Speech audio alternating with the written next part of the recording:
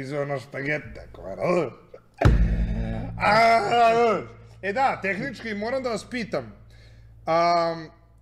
Ako Čoda ide u školu 10 godina, znači ako Čoda ide u školu, u srednju školu sa 25 godina, recimo, samo vas pitam sad informativno, vi mi recite šta mislite vi.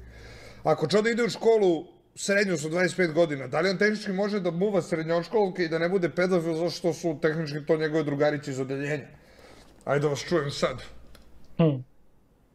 To tehnički može. Ajde da vas čujem sad, da čujem vaše mišljenje, a? Ovde sam, niste se spremili za današnji test. Sutra je škola, ali ovde je pravi test. Ovde je pravi test. Može logično, tehnički, da. Šta je pitanje? Ako Čoda ima 25 godina, ide u školu, šta si pitao? Da, ako Čoda ide u srednju školu, ima 25 godina, da li sme da muva svoje, vršnjakinje tu iz odeljenja? A, pazi, bako, koristiš pogrešnu reč. Nisu vršnjakinje, nego classmates. Da li može da muva svoj classmates? Classmates, tako je.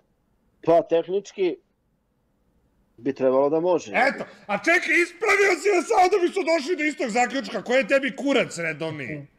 Ima utripovan lik. Sad sam ušao u live, koji zaključak? Sad sam ušao neću da pričam, pa zaključak može da ih muva, logično. Ele, da vidimo šta kažu ove.